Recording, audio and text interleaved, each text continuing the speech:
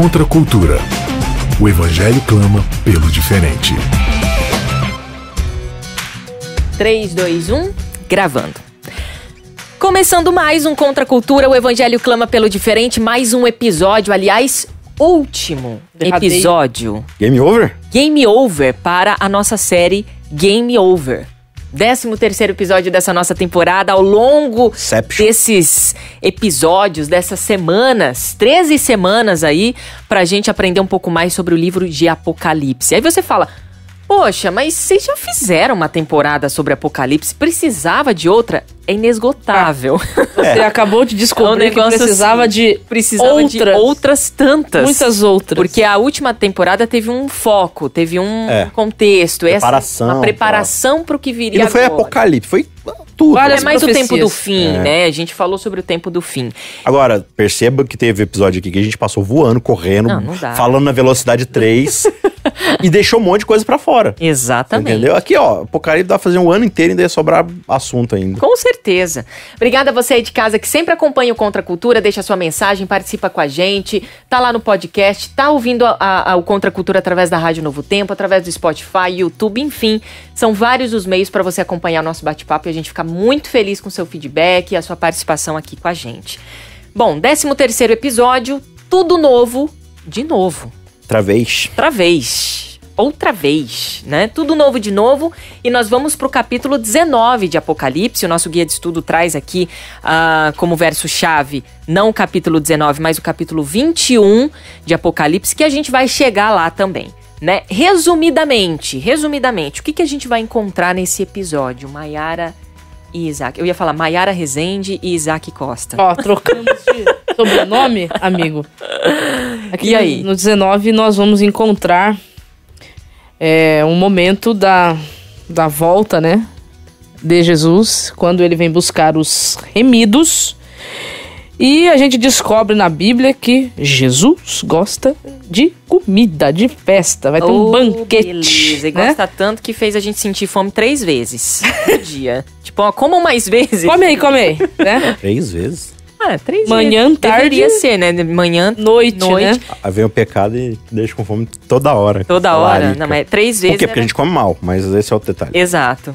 Então aqui a gente vai encontrar esse momento, né? O momento ali da salvação última e definitiva dos remidos, né? O traslado, a festa, né? O grande ceia, o grande banquete. Então nós vamos encontrar o capítulo 19 descrevendo isso. Vai descrever também o estadozinho caótico, né? Que o planeta vai ficar, né? Pós esse momento aqui. Aí o julgamento final dos ímpios, né? Dos santos também. E o milênio, que é um assunto bem legal também, que o pessoal sempre estuda. Muito bem. A Maiara citou aqui que Deus gosta de comida e tal, né? Isso está em Apocalipse 19, a gente pode ler esses versos aqui, de 6 a 9, diz o seguinte: em seguida, João dizendo, ouvi outra vez algo semelhante ao som do clamor de uma grande multidão, como o som de fortes ondas do mar, como o som de violentos trovões. Aleluia, porque o Senhor nosso Deus, o Todo-Poderoso, reina. Alegremo-nos, exultemos e a Ele demos glória, pois chegou a hora do casamento do Cordeiro e a sua noiva já se preparou. Ela recebeu um vestido do linho mais fino, mais puro e branco, porque o linho fino representa os atos justos do povo santo. E o anjo me disse, escreve isso, felizes os que são convidados para o banquete de casamento do Cordeiro. E acrescentou, essas são as palavras verdadeiras de Deus. Ele vai falar de uma festa de casamento, né? A gente vê festa aí em tantas outras situações na Bíblia, né? Parábolas, tem a questão das 10 virgens também, que trata ali de um casamento, banquete, o filho pródigo, enfim. Jesus também comendo com pessoas. Agora foi bom você lembrar da parábola aí, né? Você tem algumas Eu tava parábolas... até com ela na cabeça aqui, até te perguntar. O que você ia perguntar? Vamos ver se é o mesmo pensamento. Não, eu ia pedir pra você dar aquela explicação que você deu uma vez que a gente Quando você fala assim, eu não faço no ideia almoço, do que você tá falando. Mas eu faço... Que você contextualiza um momento que a parábola ela se cumpriria dentro da profecia. A gente conversou uma vez sobre isso. Eu não faço ideia do que você tá falando, eu vou dar minha explicação. Qualquer coisa que você lembrar, você complementa. Você fala assim, o negócio que você falou uma vez, eu falo tanta coisa, tanta abobrinha, que eu não lembro, eu não fico guardando as coisas que eu falo. Você fala de forma genérica assim, eu fico doido. Você ouve o Contra a Cultura, Isaac. Também. Não, mas acho que isso é na conversa de bastidor com a Mayara. Não, isso aí foi conversa de almoço mesmo. Mas eu vou dar uma explicação aqui de uma parábola e depois, se eu não atender seus requisitos... É a parábola de Mateus 25? Não sei também. Vamos ver aqui. Então vai, Isaac, mas é a parábola de que Jesus fala lá sobre a festa que vai ter, Sim. né? E aí ele manda o convite para várias pessoas virem. Não é Mateus 25, é outro Não, Mateus. Eu acho que é 22, 22. talvez. Ele manda o convite para que as pessoas venham e cada um vai dar uma desculpa, né? Não posso ir porque eu tenho tal coisa, ou tenho um compromisso não sei o quê. Sim. Eu já vou casar também, eu sei lá, eu tô comprando uma terra. E aí no fim ele chama coxos, aleijados, doentes e tal. Por que eu tô falando dessa parábola? Porque aqui fala sobre vestir um vestido linho finíssimo, que é atos de justiça dos santos. A gente fala assim, não, então a gente vai estar vestido das nossas boas obras. Aí a gente pode cair na tentação de que o nosso vestuário é a nossa própria justiça. Só que o texto tá falando aqui no começo do verso 8. Lhes foi dado Isso. vestir um linho finíssimo. Então essa justiça não vem dos santos, essa justiça foi imputada, foi dada aos santos. Se você voltar lá na parábola que Jesus contou, ele diz que junto com o convite para os coxos, aleijados... Foi a veste. Foi uma vestimenta de festa. Legal. E teve um cara que não pôde entrar porque ele tinha o convite, mas se recusou A vestir. a veste que o Cordeiro deu. Se você voltar lá no capítulo 12 de Apocalipse, você vai lembrar que quem é o remanescente? Aqueles que lavaram suas vestes no sangue do Cordeiro. Na verdade, não é nem lavaram, né? É alvejaram. Branquearam suas vestes no sangue do Cordeiro. Então, esse casamento vai ser de pessoas que receberam o quê? A justiça do Cordeiro. A roupa das obras do Cordeiro. Mas por que essas obras, Mayara, são dos santos? Porque Deus imputa as obras de Cristo Ao santo. na conta dos santos. Então, as obras dos santos são, na verdade, As obras de Cristo. Agora a gente vê ao longo da narrativa bíblica, em especial no Apocalipse, esse lance de Cristo ser o noivo e a igreja a noiva, né? Mostrando e contextualizando esse relacionamento íntimo que Cristo quer ter com o seu povo, né? A nossa cabeça tá tão suja e às vezes a gente vê o ato sexual já como um negócio assim, né? Todo cheio de pudor e tal, mas... É porque o ato sexual, e até o casamento é chamado disso, torna-se uma só carne. A expressão usada no Antigo Testamento não é nem fazer sexo, é conhecer. Porque é uma coisa tão íntima que você se torna um com o outro de tanto relacionamento. Então é uma metáfora, Bianca. É uma grande metáfora dessa beleza. Essa beleza que tem do homem conhecer sua mulher é o que Cristo está querendo conhecer com a sua igreja. Né? É isso mesmo, Isaac. Uma metáfora, né? Que faz a gente entender que Cristo, ele quer intimidade com a gente. Ainda mais profunda do que de um homem e mulher, né? Exatamente. Muito mais pleno do que a gente está acostumado. Exatamente. Bom, continuando aqui no capítulo 19, versículo 11, diz o seguinte: viu o céu aberto e surgiu um cavalo branco. Seu cavaleiro se chama Fiel e Verdadeiro. Eu não sei como é que tá na Bíblia de vocês. Fiel e Verdadeiro. Uhum. Pois julga e guerreia com justiça. Seus olhos eram como chamas de fogo e em sua cabeça havia muitas coroas. Nele estava escrito um nome que ninguém conhece, a não ser ele mesmo. Vestia um manto encharcado de sangue e o seu nome era a Palavra de Deus. O meu tal verbo de Deus. Uhum. Os exércitos do céu, vestidos do linho mais fino, puro e branco, seguiam-no em cavalos brancos. De sua boca saiu uma espada afiada para ferir as nações. Ele os governará com cetro de ferro e esmagará as uvas no tanque de prensar da furiosa ira de Deus, o Todo-Poderoso. Em seu manto, na altura da coxa, estava escrito o nome: Rei dos Reis e Senhor dos Senhores. É interessante porque eu ouvi uma pregação deste amigo que tá do lado aqui. Desculpa. E o manto já tá sujo de sangue, né? Antes dele pisar o lagar, né? Uhum. Antes dele vir à terra para encerrar o juízo, né? Com a destruição dos ímpios. É como o amigo Isaac disse, né? Esse sangue que está sujando o seu manto é o próprio sangue de Cristo, né? É o sangue dele mesmo. E é interessante que aqui no verso 12 diz que ele tem um nome que ninguém conhece. É legal isso aqui, porque quando você vai lá em Filipenses 2, lá diz assim, que por causa de que Cristo abdicou do seu trono, assumiu uma forma de servo e foi fiel até a morte de cruz, ou seja, morreu por todos nós, quando ninguém faria isso, diz lá, por isso Deus o exaltou e lhe deu um nome que está acima de todo nome. Esse nome não é Jesus, é o Cristo. O que é o nome Cristo? Por que só Jesus conhece esse nome? Cristo é o nome daquele que recebe todos os pecados sobre si e morre pela humanidade. Só Cristo conhece esse nome, só Jesus conhece esse nome, porque só Jesus passou por essa experiência. Em todo o universo, só Jesus morreu uma morte sobre todos os pecados de todo o universo para poder redimir-nos dessa situação de pecado, né? Então, esse é o Rei dos Reis, Senhor dos Senhores. Aquele que merece a nossa verdadeira adoração é aquele não que vive para si, mas é aquele que de forma plena e definitiva viveu por todos nós, né? Que mais aqui? Então vi um anjo em pé no sol. Gritava para as aves que voavam no ponto mais alto do céu: venham, reúnam-se para o grande banquete que Deus preparou.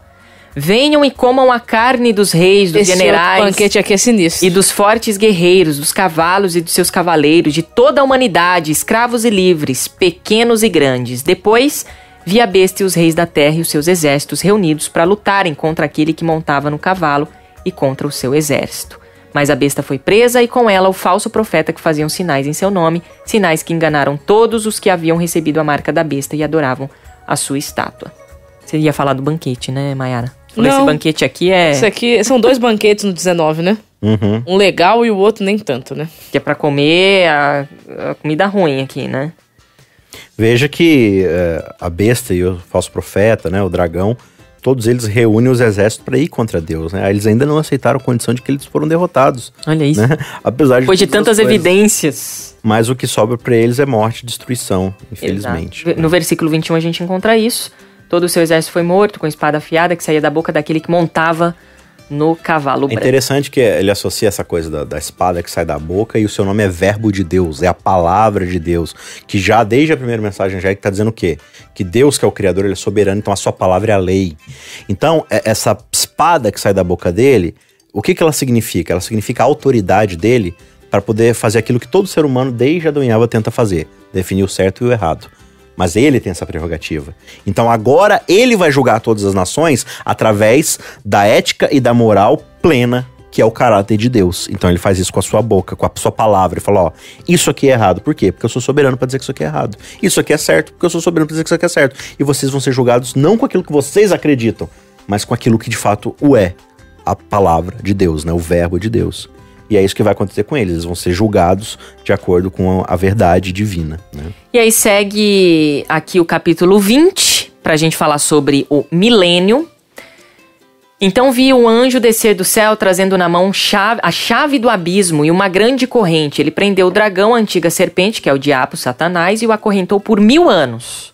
O anjo lançou no abismo e o fechou e pôs um lacre na porta, de modo que ele não pudesse mais enganar as nações, até que terminassem os 1000 anos. Depois disso, é necessário que ele seja solto por um pouco de tempo. Vi tronos e os que estavam sentados nele haviam recebido autoridade para julgar. Vi também as almas daqueles que haviam sido decapitados por testemunharem a respeito de Jesus e por proclamarem a palavra de Deus. Não tinham adorado a besta nem a sua estátua, nem aceitado sua marca na testa ou nas mãos.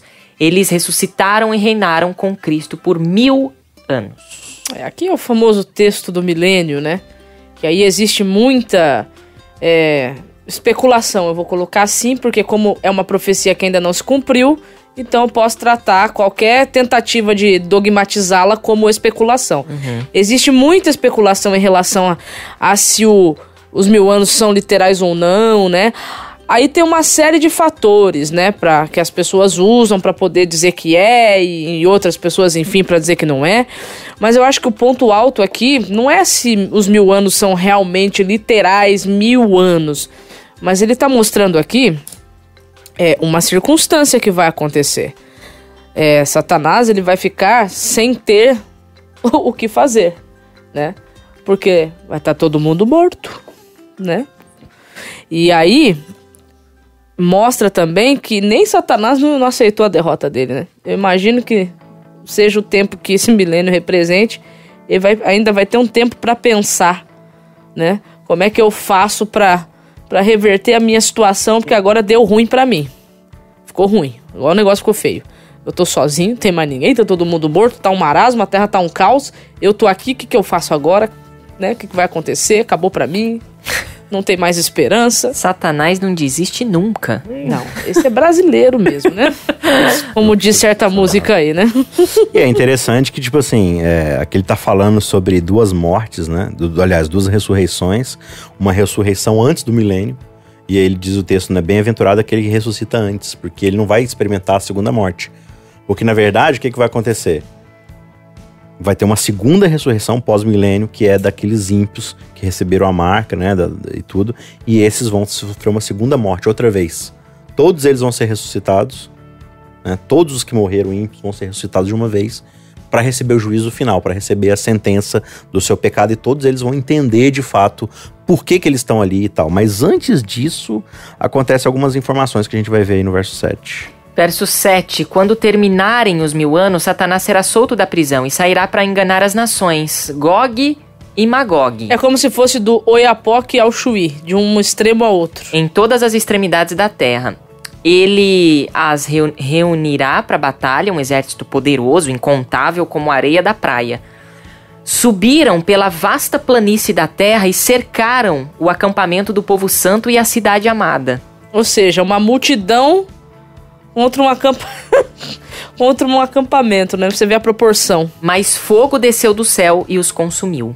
O diabo, que os havia enganado, foi lançado no lago de fogo, que arde como enxofre, onde já estavam a besta e o falso profeta. Ali serão atormentados dia e noite para todo sempre. Você vê aqui... Que é uma ideia que parece, então eles vão ficar queimando para todo sempre, não vai acabar, eles vão ficar só sofrendo por uma eternidade? Não é isso que o texto quer dizer, né? Não, porque senão isso daí não seria morte eterna, seria uma vida eterna miserável, né? Morte é morte mesmo, vai deixar de existir. Agora, o que vai permanecer para todo sempre é a consequência, né? A lembrança. A erradicação.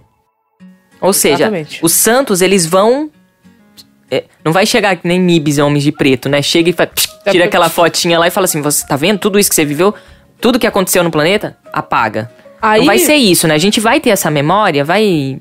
É interessante porque aí lá no Apocalipse 21 vai dizer que Deus enxugará dos olhos toda lágrima, né? Sim. Nem toda lágrima naquele momento talvez seja derramado por alegria, né? Sim. Pode ser que hajam pessoas que estarão do lado de fora da cidade... que nós tivemos convivência, que nós, né? Você não enxuga lágrima de alegria. Exato. Lágrima de alegria é deliciosa. Quando essas você chora lágrimas de felicidade, aqui entendeu? são a lágrimas lágrima dolorida de tristeza. é quando você chora de tristeza. Porque, perceba, Ezequiel 33, verso 11, vai afirmar que Deus não tem prazer na morte do ímpio. Sim. Então, na minha cabeça, não faz o menor sentido os salvos que estão dentro da cidade com Cristo estarem vibrando por todo mundo que tá do lado de fora, tá sendo destruído, entendeu? Isso na minha cabeça não faz sentido.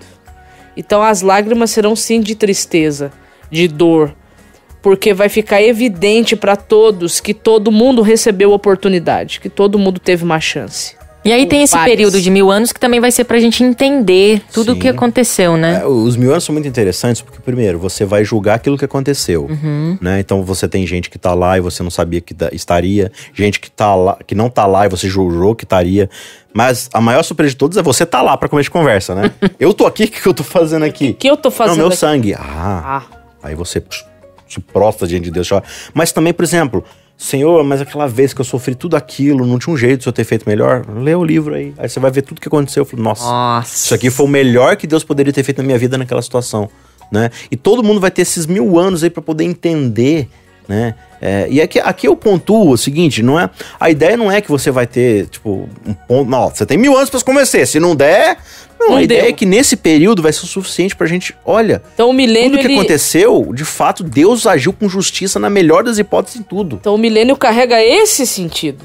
Ele simboliza o tempo suficiente para que todo mundo esteja plenamente esclarecido e convencido. Porque lembre-se, a batalha do grande conflito não é física, ela é mental. Ela só é ganha, Deus só vai ser finalmente vitorioso quando todas as mentes do universo forem convencidas. Tanto as ímpias quanto as santas. Então os ímpios vão perceber que no final... Então assim, ele diz aqui que Satanás vai levantar, né, as nações ímpias para ir contra Deus e no fim eles vão perceber, opa, não. chega mesmo, a gente tava errada mesmo. E aí nesse momento o fogo desce do céu e eu pelo menos entendo aqui esse fogo como sendo a própria glória. A glória de Deus os consumindo. O pecado e junto o pecador, né? Antes de a glória de Deus descer do céu e consumir o pecado e o pecador, acontece para mim o cumprimento de um texto que foi escrito por Paulo, lá em Filipenses, né, capítulo 2, que lá no verso 9, que você já até mencionou, ele diz assim: pelo que também Deus o exaltou sobremaneira, ele deu o nome que está acima de todo nome, para que ao nome de Jesus se dobre todo o joelho, nos céus, na terra e debaixo da terra. Falando, né, dos seres celestiais, dos remidos e dos ímpios, né? E toda língua confesse que Jesus Cristo é Senhor, para a glória de Deus o Pai. Então, antes deles serem destruídos pela glória de Deus, até mesmo Satanás, os ímpios, irão reconhecer a soberania de Cristo e irão realmente declará-lo, né, como o Senhor de todo o universo. Mas aí, depois disso, eles voltam a si, voltam a quem são, e aí tentam, né, por uma última vez, tirar Cristo do trono, nem que seja à força. Muito bem, aí a gente entra aqui, avançando um pouco do texto, a gente tem pouquíssimo tempo, mas a Nova Jerusalém. De volta ao Éden. A cidade santa, né, Nova Jerusalém. Bianca, vou ler só pra gente aqui os versos 15 e 16 aqui rapidinho. Diz assim: aquele que falava comigo, ou seja, tem um anjo acompanhando João nessa visão da cidade, né? Aquele que falava comigo tinha uma vara de ouro pra medir a cidade, suas portas e sua muralha. A cidade era quadrangular, né, de comprimento e largura desiguais, e mediu a cidade com a vara até 12.000 estádios, que são 2.000 e tantos quilômetros, né?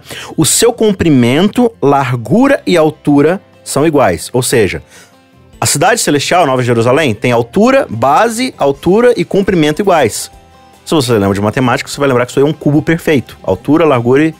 Se você vai lá e começa a estudar lá no Antigo Testamento o santuário de Moisés, o tabernáculo, você vai ver que as medidas do lugar santíssimo são altura, base e comprimento iguais. São também um cubo perfeito.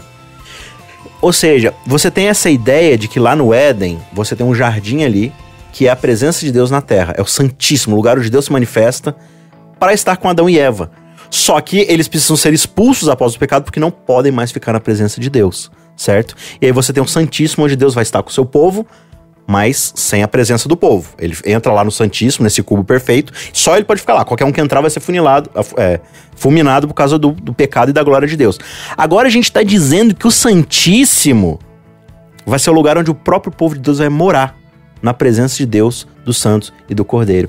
Ou seja, essa coisa maravilhosa, porque ele está falando assim, a Nova Jerusalém vai ser o Santíssimo, onde Deus vai morar com o seu povo para sempre, né? Então, a grande promessa aqui de Apocalipse pra gente é de que tudo aquilo que o pecado destruiu, Deus está restaurando. O relacionamento do ser humano com Deus, de bênção, né, de relacionamento íntimo, como você deu exemplo lá, restaurado. Né? Porque eles estão... relacionamento do ser humano com o ser humano. O próprio ser humano também restaurado. Terra, lembra que a promessa para Eva foi o quê? Na tua descendência vai vir o Messias, né? A promessa para Abraão é o quê? Em ti serão benditas todas as famílias da terra. Quando você lê Apocalipse, está dizendo o quê? Pessoas de todas as nações, tribos, línguas, todos de pé diante do Cordeiro. E finalmente aquela inimizade que o homem tinha com a própria terra. E a promessa feita a Abraão de uma terra, né, para se morar, uma nova Canaã. Aqui a gente tem também essa promessa de um novo céu, de uma nova terra.